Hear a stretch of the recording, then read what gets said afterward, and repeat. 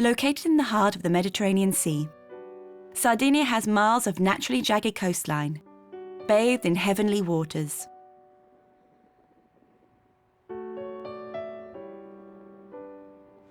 It is the second largest island in the Mediterranean after Sicily. It is one of the 20 regions that make up Italy. Called the Pearl of the Mediterranean, Sardinia is an island of natural contrasts, with riches that are sometimes hidden, and a vast historical and artistic heritage that the Sardinians have carefully preserved. From the north to the south and the east to the west, Sardinia still retains the traces of a history that dates back thousands of years, offering visitors unique remains and a land rich in traditions, folklore, and religious history which can still be seen.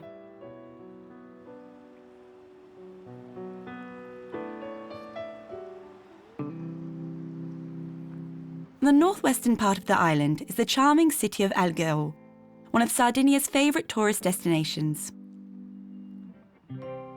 A Spanish city that is separated from the coral coast by its famous ramparts.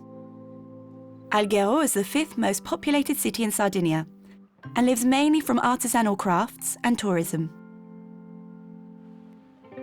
The city of Alghero was founded in the 11th century by the Doyas, a powerful family from Genoa. Its geographical location and the natural reservoirs of water that it preserves underground made it one of the most coveted cities in Sardinia. Alghero thus quickly became a fortified village. And it managed to withstand attacks until the middle of the 14th century, when the Kingdom of Aragon established itself on the territory and chased away the population, replacing it in order to ensure that Alghero became Catalan.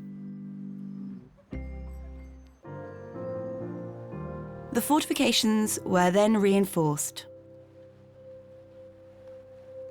The most imposing of the towers faces the sea, the Torre della Sperone. It is also called Torre de Sulis, Sulis Tower, after a Sardinian revolutionary who was locked up there for more than 20 years by the Catalan occupiers, during a period that marked the end of the Spanish hegemony.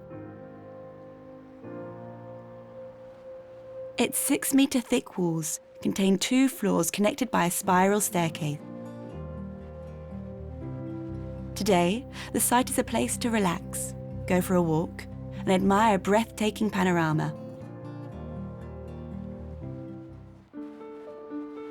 The Torre San Giacomo, or Tower of St. James, stands out from the others because of its unique appearance. Octagonal in shape, it was built in the 15th century with 3 levels. The 2 remaining levels have been perfectly preserved. Thanks to its strategic position, it played a major role in defending the city. It was named after James I of Aragon.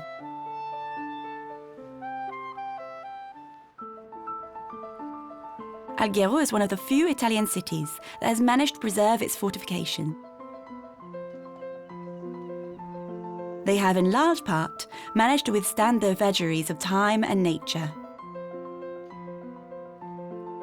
The ramparts also protected the city from the violence of the sea currents.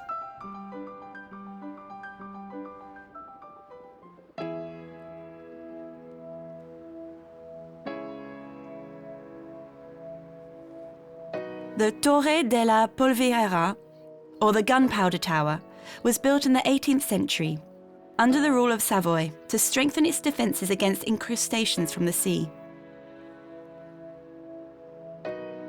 This part of the ramparts features structures that were more solid, dedicated to the surveillance of the port. These were armed with numerous guns, placed there to prevent attacks by enemy ships.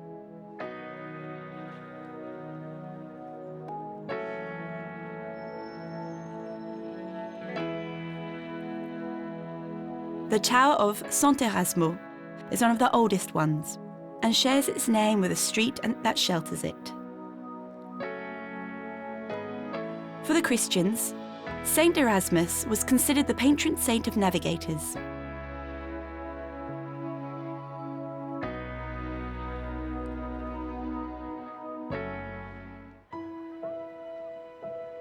The port of Alghero is one of the most visited in Sardinia. It serves as a central area where tourists and locals gather to stroll along the fortified promenade.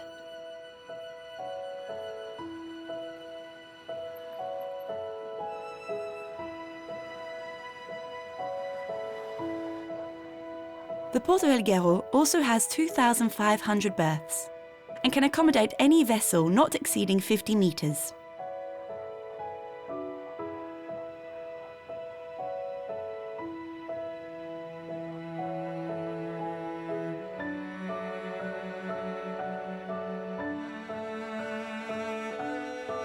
From this pier, visitors can go to Neptune's Grotto, the largest and most famous cave in Sardinia.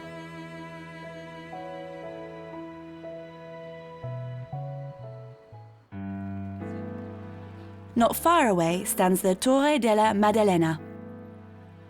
Its stone recalls its Catalan origins, and it contains part of the original tower built during the reign of the Dorias. The Torre della Maddalena is also famous because it pays tribute to the national hero, Giuseppe Garibaldi, one of the key figures in the Italian unification, who came to Alghero in 1855 during a cholera epidemic to save the members of his family.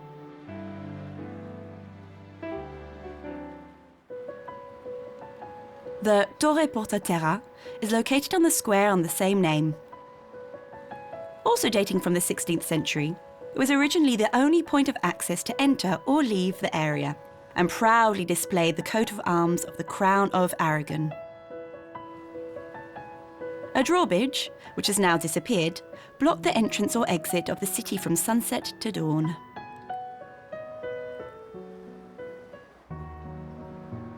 The Torre San Giovanni, or St. John's Tower, was originally called Torre San Michele, or the Tower of St. Michael. In the first half of the 17th century, the tower was resized to serve military purposes and became the Torre di Mezzo, the middle tower.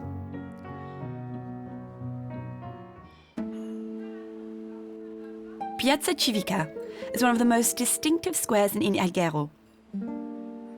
It is surrounded by beautiful palaces.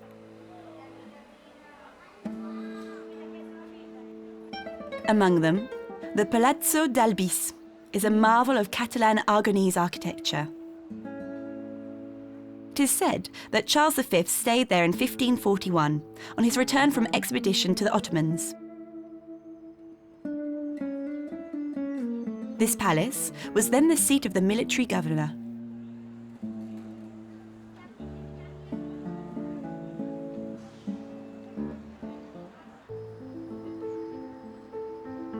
The Cathedral of Santa Maria Immacolata, also known as the Duomo, is located in the heart of the historic centre of Alghero. It is one of the largest religious buildings in Sardinia. Despite its neoclassical facade, the cathedral bears the mark of a different era. Its late Gothic bell tower is a reminder that it was built at the beginning of the 16th century. One of the particularities of the Duomo of Alghero is that it houses the most famous simulacrum in the region. This is the Resting Virgin, a work created in 1898 by Carmine Corbia and Federico Pais, two craftsmen from Alghero.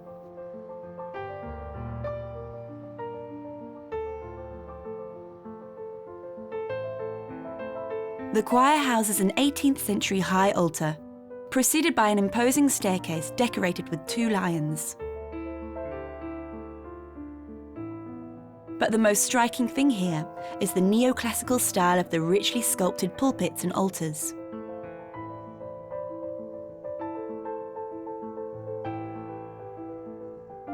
As well as the collection of high-quality works, which themselves tell a part of the history of Sardinian art.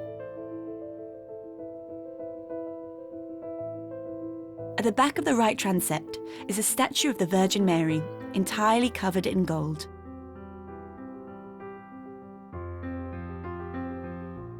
The octagonal dome that is reminiscent of the Renaissance is also a vestige from another era. The The two side naves open onto 6 chapels bathed in light.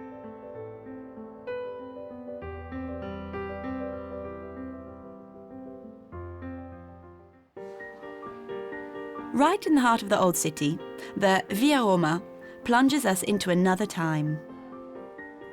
More than just another street, it is partly made up of a tentacle-like network of alleys, and it is a must-see for all visitors.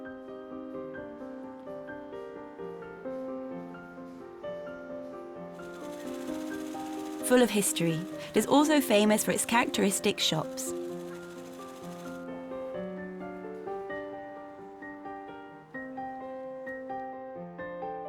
Many specialised shops sell jewellery made of real Mediterranean red coral.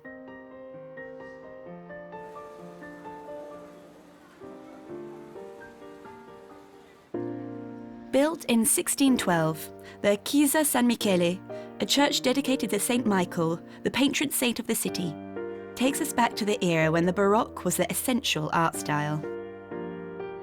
The facade is striking in its sobriety. On the upper section, there is a sculpture of the Annunciation, nestled just below a high relief symboling the Holy Spirit.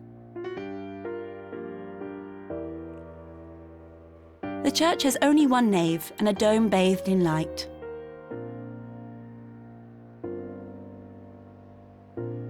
Occupying a prominent place on the main altar, a painting of Saint Michael reminds us that this building is dedicated to him. The traditional iconography still shows the archangel defeating the dragon. Against it, there is a crucifix made by a Spanish artist. Above the altar, there are Baroque-style white marble sculptures.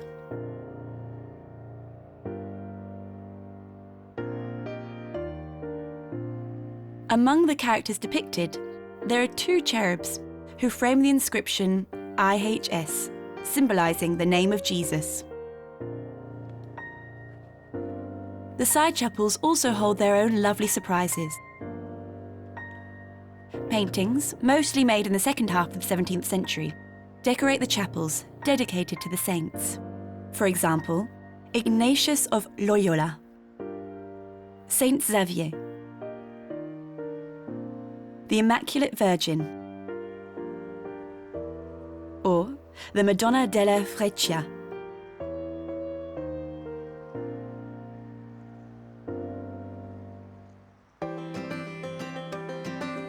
The Via Alberto is another road you must see to understand the soul of the city.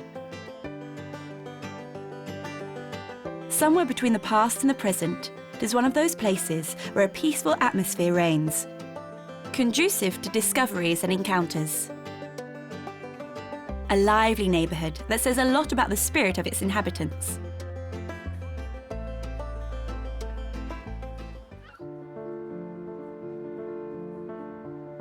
The Via Alberto is home to one of the most beautiful Gothic Catalan buildings, the Church of San Francesco, and its adjoining convent. They were built by the brothers of the Minor Order as soon as they arrived in Alghero. Built in 1593, the central part of the church collapsed, causing considerable damage. It took 5 long years of work for the church to be made new again. The interior is characteristic of the 16th century.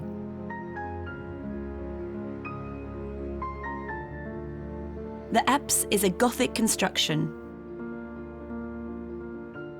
Once again, they were able to combine a mixture of styles. In the centre of the main altar stands a statue of the Virgin, surrounded by Saint Francis of Assisi and Saint Anthony of Padua, a work sculpted in marble by Giovanni Battista Franco in the 18th century. The most beautiful Baroque creations are concentrated in the central nave and several chapels.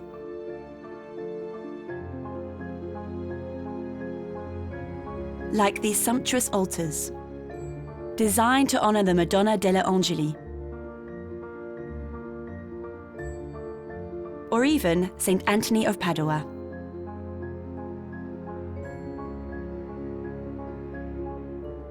Here, we have a statue of Saint Francis in a black robe, symbolising the Montican order of the Franciscans.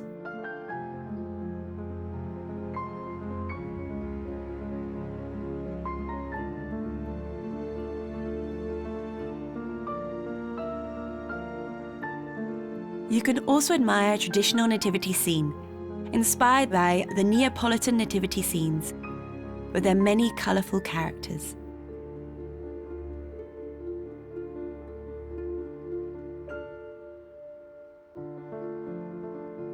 In the sacristy, there is a piece of inlaid wood and furniture used to store religious clothing.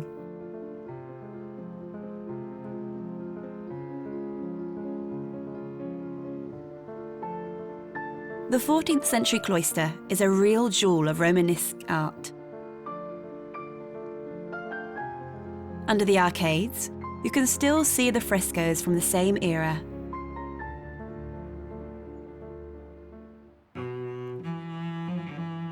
With its 130,000 inhabitants and its geographical location, Sassari is a dynamic city that draws on both modernity and traditions. This is reflected in the heart of the city, which is crossed by the Corso Vittorio Emanuele II, a famous avenue once known for its trading activities. It owes its name to Victor Emmanuel II, who ruled Sardinia until 1861, the date of Italian unification, and who then became King of Italy until his death in 1878. Sassari is certainly a modern city, but one where religion is omnipresent. The memory of the saints is honoured there, and no expense is spared in paying tribute to them. To Saint Nicholas, the patron saint of Sassari, and to all the others who have ties to the city, as well as most of the martyrs.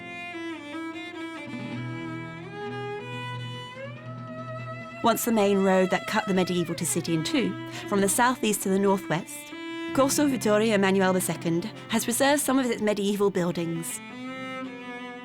It also features a mix of architectural styles, ranging from Gothic to neoclassical.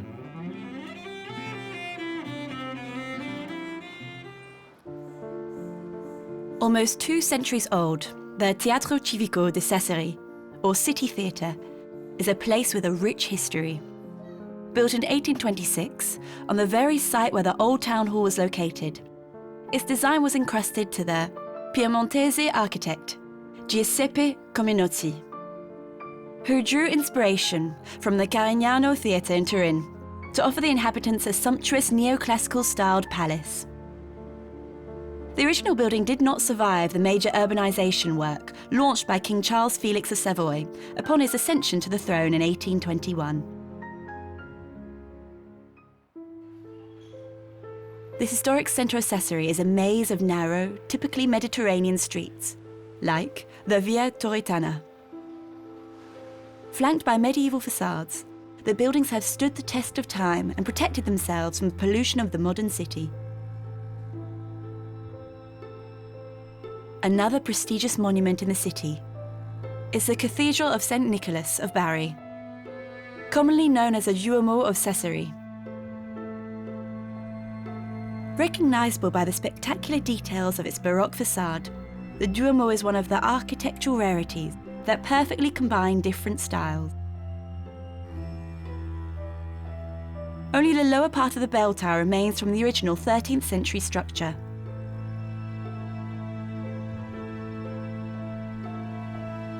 At the end of the 15th century, major works were undertaken to turn the Romanesque building into a Catalan Gothic-style church, and the cathedral emerged transformed. But 2 centuries later, while the walls were on the verge of collapse, the cathedral was restored again and adorned with its Baroque facade, made of friezes, arabesques, and numerous medallions. It is also embellished with an archway, at the top of which is the emblem of the Torres district. 3 alcoves contain the statue of the most revered martyrs in Sassari: Saint Gavino, San Portro, and Saint Gennaro. Further above, the statues of the city's patron saint, Saint Nicholas, is enthroned. After going through the richly decorated Baroque portal, visitors are struck by the luminosity of the Gothic interior of the cathedral, and even more so by its apparent sobriety. The Duomo of Sassari hides unsuspected treasures, like this image of the Madonna del Bosco, a painting by an artist from the Sienne school, created in the 14th century. To the right of the altar dedicated to Saint Anne, there is the tomb of Giuseppe of Savoy, Count of Maurienne, the brother of King Victor Emmanuel I. He was the first governor of the province of Sassari. It was Felice Festa, a Turinese artist and representative of the Italian neoclassical, who sculpted this marble work in 1807. In the centre of the altar is a work by Vittorio Amedeo Rapus, a Turinese painter born in 1729, depicting Saint Anne and the Blessed Sacrament. The Cathedral of St. Nicholas has managed to juggle arts, styles, and times. The three jewels of its art: Baroque decorations, neoclassical works, and elements of Gothic architecture. An effective blend of genres.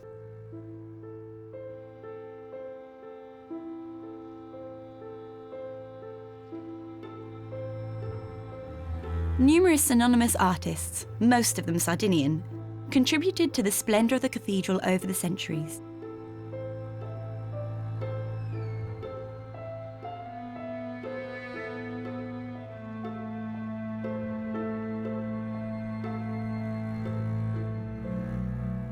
Artists and craftsmen, they made these breathtaking decorations possible, with these Baroque sculptures of the saints that serve as ornaments. Many processions animate the streets of the city. The most important is truly an event: the Descent of the Candlesticks, which takes place on August 14th, the day before the Assumption. A tradition that was consecrated in 2013, when the procession was added to UNESCO's Intangible Heritage List.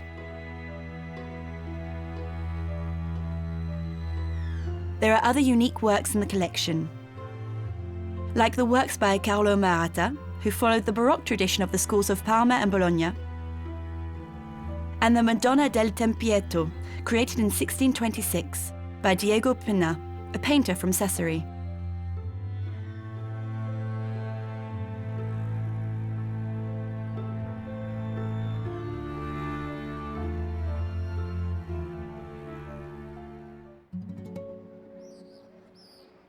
Located at the entrance to the medieval city, the Piazza d'Italia is the heart of Sassari.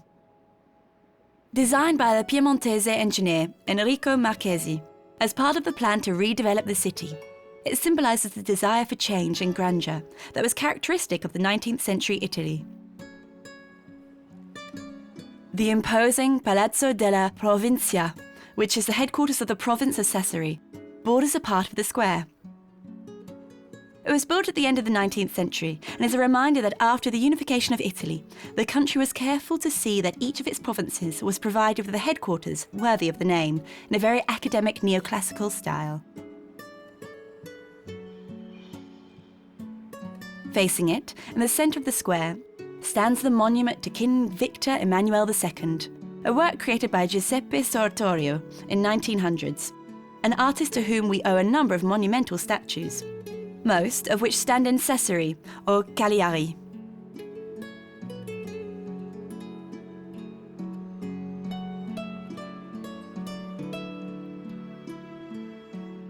On the other side of the square, the Palazzo Giordano, with its neo-Gothic facade, dates from the same period.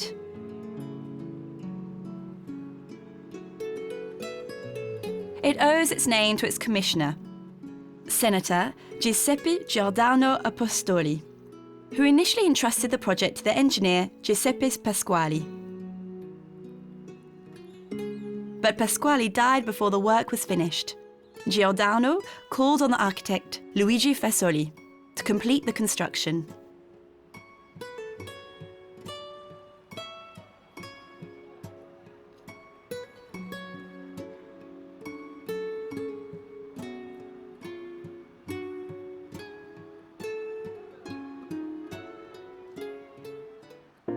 every street and every square in Sassari tells a story. And this is certainly the case for the Via Roma, which is today one of the three main arteries leading to the Piazza d'Italia. It takes us back to the Roman era, when it was the road that connected Porto Torres to Cagliari, in the south of the island. In Sassari, museum lovers will be delighted. One of the most visited in the National Archaeological and Ethnographic Museum, which dates back to 1878. It was given the name of the rich collector Giovanni Antonio Sanna in 1931, after his collection of antiquities was donated to the museum. The museum is designed to paint a picture of all successive civilizations on the island, from the Neolithic period to the Middle Ages.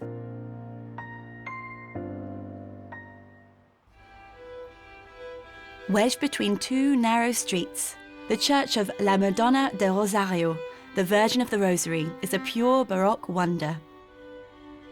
Built on the very spot where a gate to the medieval city once stood, its construction began in 1635, initiated by the Dominicans. But the project continued to evolve. Its current appearance dates from 1759, when, as a finishing touch, its facade was added, attributed to Gavino Perinu, an artist from Sassari. On the upper part, an alcove contains a statue of the Madonna del Rosario.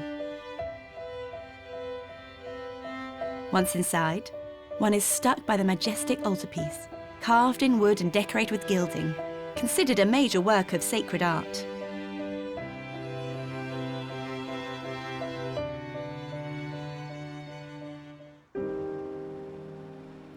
Piazza Castello, the castle square named after the Aragonese castle that once towered over the site, is the junction between the historic centre of Sassari and the modern city, built in the 19th century. On this square, Museum of the Sassari Brigades occupies the ground floor of La Marmora Barracks. The museum, which was opened in 1992 with the support of the University of Sassari, pays tribute to the Sassari Brigade, which distinguished itself from its heroism during the First World War.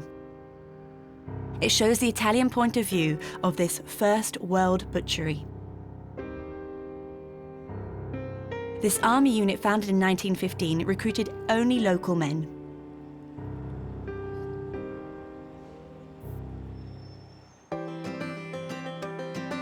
About 100 kilometres south of Sassari, at the mouth of the Temo, Sardinia's only navigable river, lies the city of Bosa and its 8,000 inhabitants. Bosa is considered by many to be one of the most beautiful sites in Sardinia, especially as it's located by the sea. The Temo River splits the city in two. On one side, there is a historical centre. On the other side, the old Tanneries, remnants of a glorious economic past. Bosa has the unique authenticity of the small towns in southern Italy, friendly, warm, and full of history. Its origins are distant. They go back to the era of the Phoenicians, a civilization that began around 1200 BC. But Bosa was first of all a Roman city and became an important trading site in the Middle Ages thanks to its port. But mainly, it was in the 19th century, when its tanneries were built on the banks of the Temo River, that Bosa became a real economic centre. Bosa is a Sardinian city in all its glory. Fascinating for its beauty and for what it has managed to preserve despite the turbulent times it has gone through. Bosa is one of those cities where every street corner contains a fragment of history. Located right in the heart of the historic centre, the Cathedral of the Immacolata Concezione, the Immaculate Conception, is one of the city's real curiosities. Largely rebuilt at the beginning of the 19th century by the architect from Bosa, Salvatore Are, it stands on the remains of the Romanesque Church of St. Mary. Its two colourful domes and its red bell tower make it easily identifiable. Its facade has Rococo ornaments, while the columns and framing have a more classical inspiration. Inside, a statue of the Immaculate Virgin stands out from those of Saint Emilius and Saint Primus and seems to dominate the monumental altar carved in marble by Baroque artists.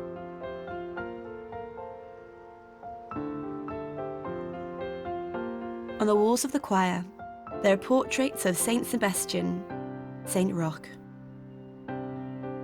On either side, there are lodges for the powerful. The altar and its marble staircase, decorated with 2 lions, are crowned by an octagonal dome covered with frescoes, including the Glory of Paradise, designed by Emilio Scherer. The high-quality polychrome organ, installed in 1810, is a must-see. On the right transept, a richly decorated Baroque chapel is dedicated to Jesus.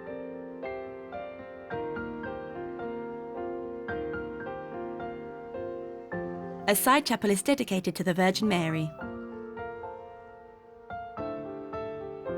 The Duomo de Bosa is full of many other treasures created by true masters from all over Italy, with a particular care given to certain sculptures. Like this 16th century crucifix, attributed to the sculptor Carlo Antonio Ferrara.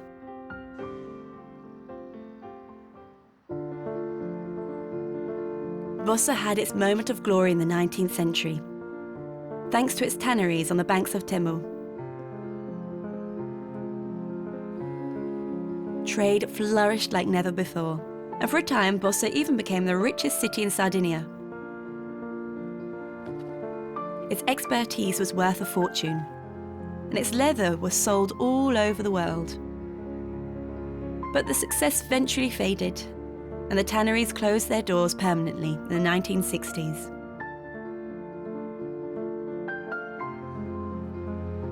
Bosa never really recovered, even if today the city is trying to rebuild its reputation with its lace production.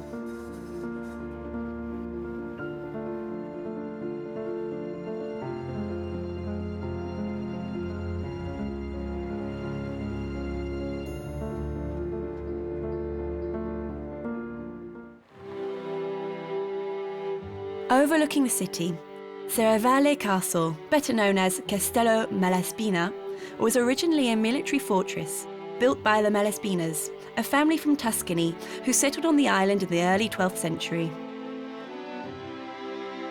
The castle extends over no less than 2,000 metres squared and is distinguished by its 7 polygonal and square towers.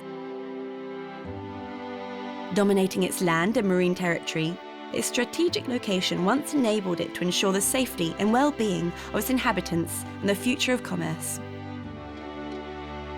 Since then, the Castello Malaspina has known many other owners, starting with the Crown of Aragon, which took possession of the site at the beginning of its invasion of the island in 1323. But its real decline took place in the middle of the 16th century, when the Aragonese decided to favour the neighbouring city of Alghero.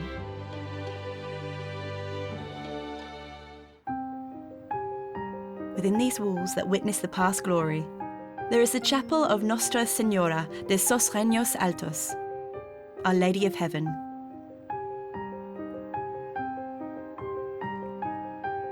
In the choir, the altar is topped by a statue of a Virgin with a child, which stands out because of the many necklaces and rosaries with which it is adorned.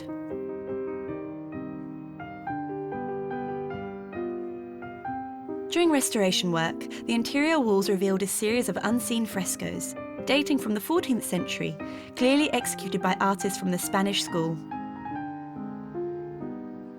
The subjects are mainly religious. The Adoration of the Magi, Saint Martin and the Poor, Saint George vanquishing the dragon.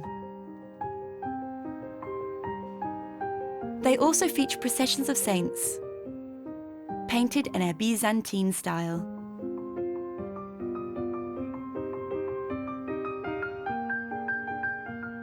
There is an entire cycle of depiction, with sometimes unusual scenes, like this monk, showing 3 horsemen the 3 steps to human finitude. A fresco that would have been commissioned by Giovanni da Arboria one of the governors of Sardinia. The Sassari region is full of magnificent Romanesque churches that stand in the middle of the countryside. There is something that distinguishes it from the rest of the island. These churches, built between the 12th and 13th centuries, are a heritage left by the Italian republics of Pisa and Genoa, which controlled Sardinia at the time.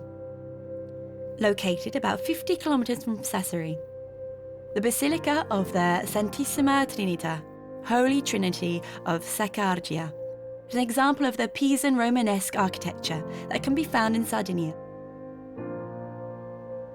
2 local stones were used for the construction: basalt and limestone, which gives it this colouring that is so unique. Built on the plains of Saccargia, known to be a site of religious worship since prehistoric times, it was constructed on the ruins of a monastery by Camaldolese monks at the beginning of the 12th century.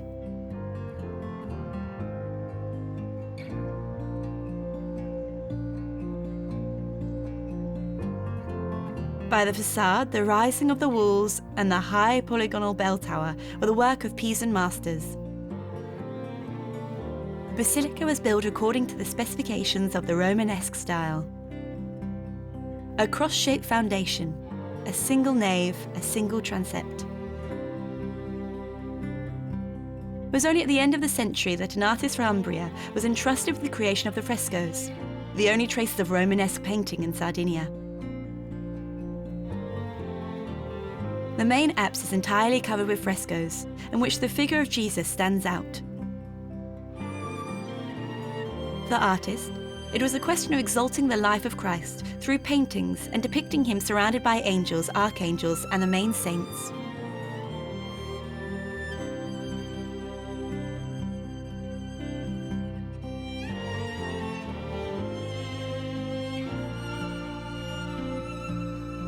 There are scenes illustrating the last days of Jesus, like the crucifixion,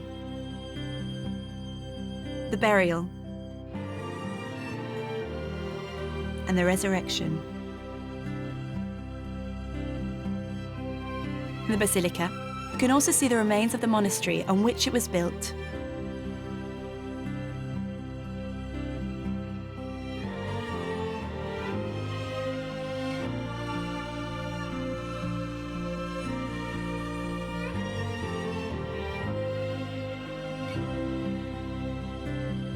And you can admire the paintings depicting Jesus and the Virgin Mary in a Byzantine style.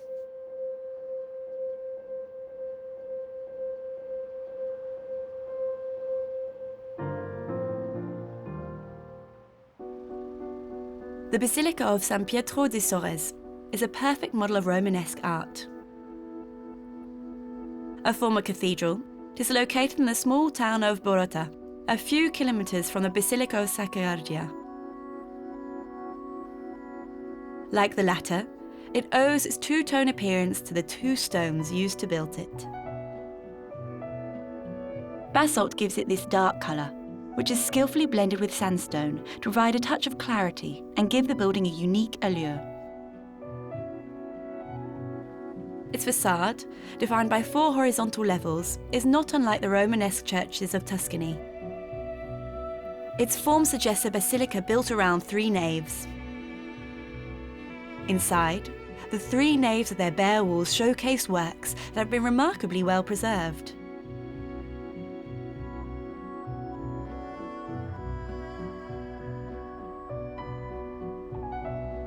There is a pulpit made of chiselled white marble that dates from the 14th century. And even these model sculptures, like this Virgin and Child, carved in the 15th century.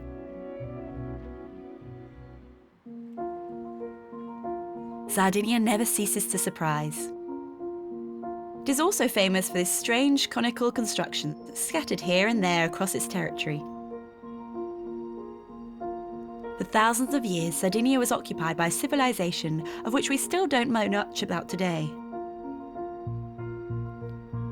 It was a Nuragic civilization, named after these buildings, called the Nuragic, the first of which were built in the Bronze Age.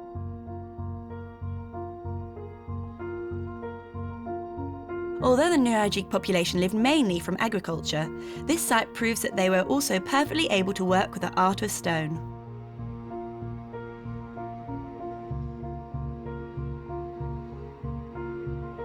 "40 kilometers south of Sassari is the Nuragic of Santu Antoni. It is one of the few vestiges of the Neolithic period to be so well preserved, and was built in the 12th century BC.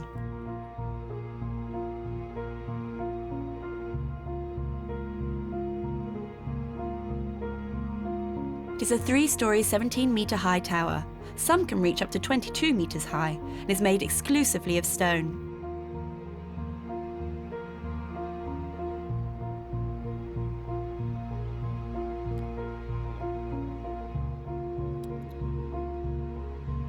The main entrance opens onto several recesses that were mainly residential.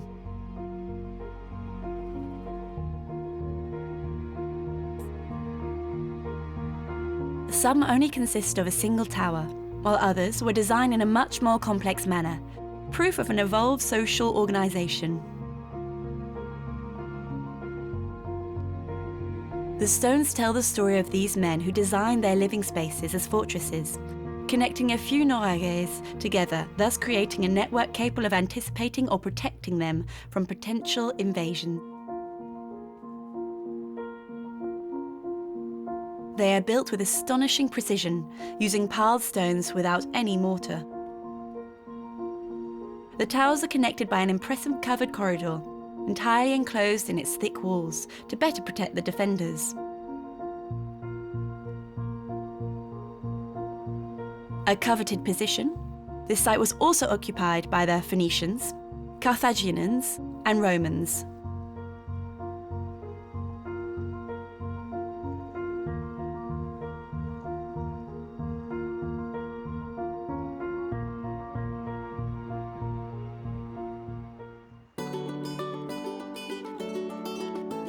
Castelsardo is one of the most beautiful medieval cities in Sardinia, or even in all of Italy, and is one of the most beautiful sites created by man and nature.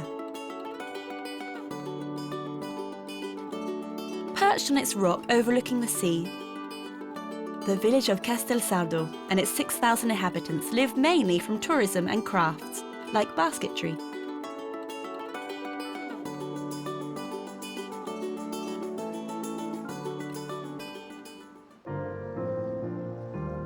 Founded in 1102 by the Dorians, along with Alghero, the citadel was the other political, military and commercial power held by the Genoese family on the island.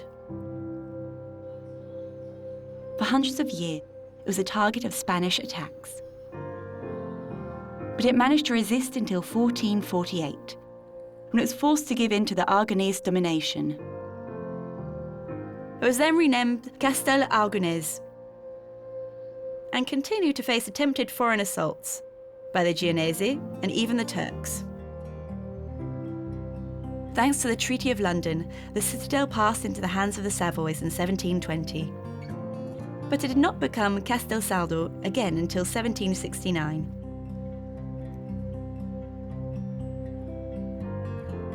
From the top of the citadel, there is an impressive view of the lower town and the port.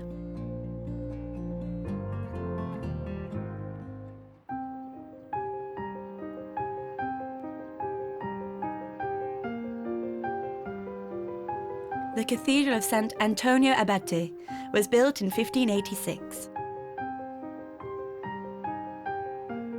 It enjoys a privileged location adjacent to the Old Town and offers an exceptional view of the Mediterranean.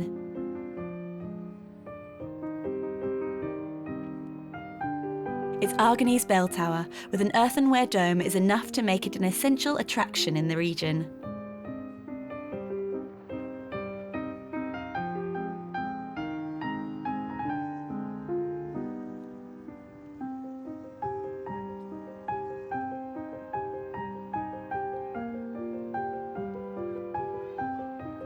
But it also owes this reputation to the rare works of sacred art that are carefully preserved in its crypts.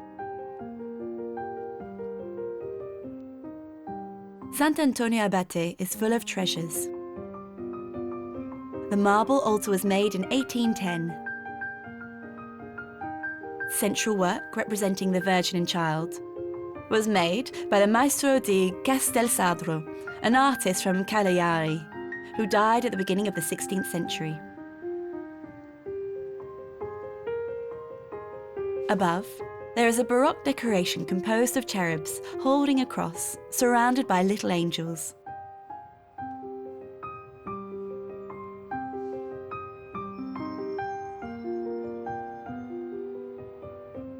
There's also a magnificent carved wooden pulpit to admire.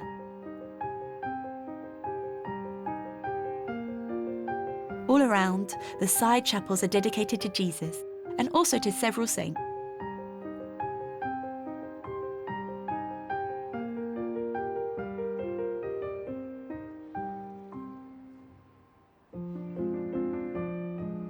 These saints include Saint Philip Neri and Saint Isidore the Labourer, and others. The theme of the Virgin and Child is also reproduced in various statues and paintings. These are representatives of a pre-Renaissance iconography.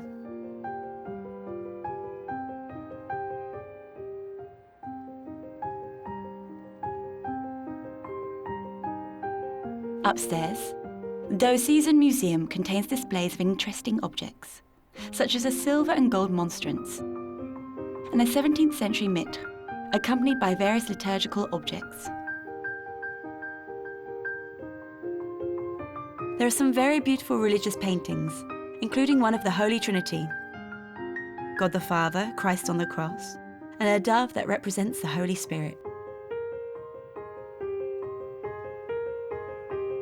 There is also a depiction of Saint Anthony, to whom the church is dedicated. A 17th century painting depicting the Virgin of Sorrows. Here you can see a very distinctive Virgin with a Child from the 19th century, centred on the theme of the Sacred Heart of Mary and Jesus.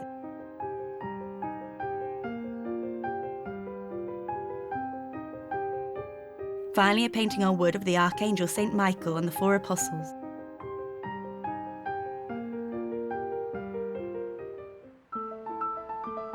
Many a traveller has been taken by Castelsardo's considerable charms. Between its winding alleys and its typical small squares, you can cross the ages.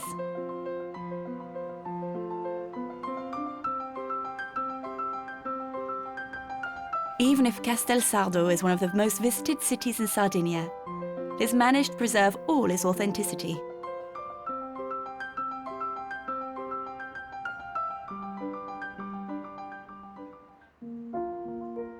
This church, called the Chiesetta del Purgatorio, the Chapel of Purgatory, is located amongst the houses of the Old Town and was built in the 17th century. It was once known receiving the deceased and organising their wakes. At the back, a magnificent painting depicting an angel and Jesus, where it is written in Italian, "Why are you crying?"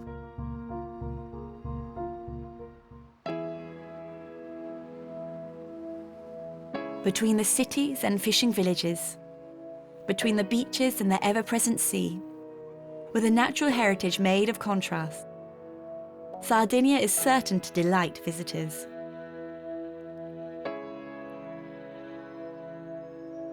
It is an open-air book that recounts the turbulent past of a coveted territory. The many invasions have left their traces, which is what makes it such a real treasure.